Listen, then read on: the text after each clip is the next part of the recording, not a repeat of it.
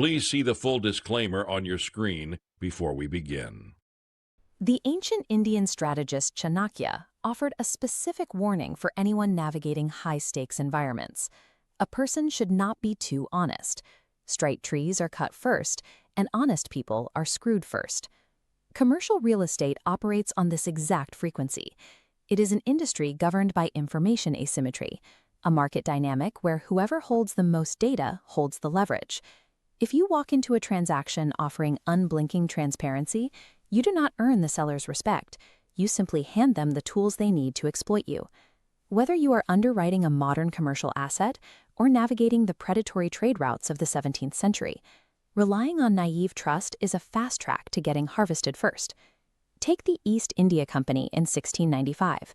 They built their operations at the Indian port of Surat under the assumption that playing the role of honest merchants and complying with local trade laws would protect them from external volatility. Then the English mariner Henry Every entered the picture.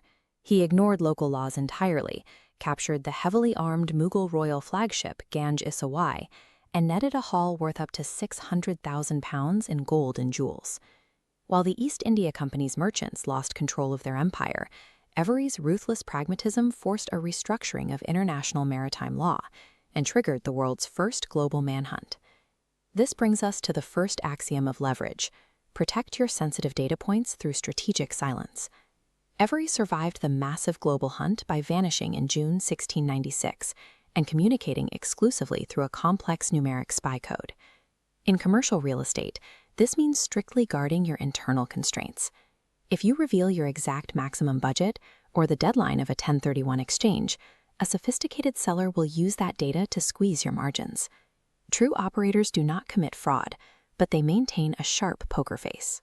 Your internal underwriting and capital timelines are proprietary secrets. The second critical axiom requires a fundamental shift in perspective. Do not complain about a counterparty's self-interest. Mathematically underwrite it. This table plots the exact mathematics of Every's plunder. By structuring his syndicate's cash dividend along the equation D equals 181.5s, Every generated a massive reserve. He knew Bahamian Governor Trott survived on a £30 salary and delivered a targeted bribe, making his compliance inevitable. When dealing with local planning boards or joint venture partners, operators must identify those exact structural incentives.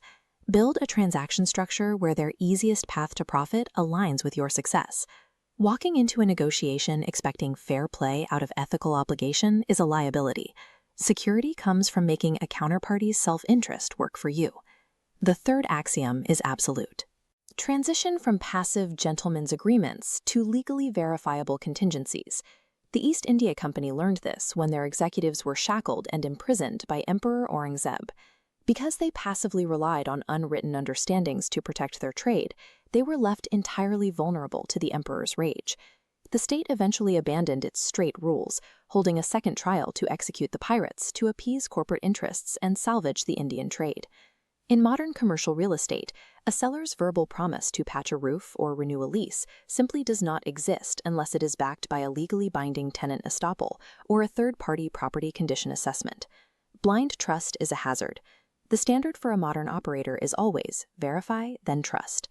For centuries, folklore claimed Every died a penniless pauper in Devon, but a 2024 archival discovery replaces the myth with a calculated reality.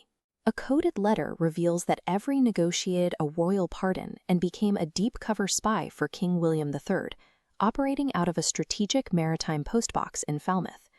Every achieved victory because he understood that the greatest leverage in a ruthless world is the capacity to adapt and stay silent. In commercial real estate today, being a straight tree simply means letting the market dictate your returns and your survival. Protect your capital not by being crooked, but by growing deep, complex roots. Use relentless due diligence, verify every representation, and use disciplined silence to shield your interests.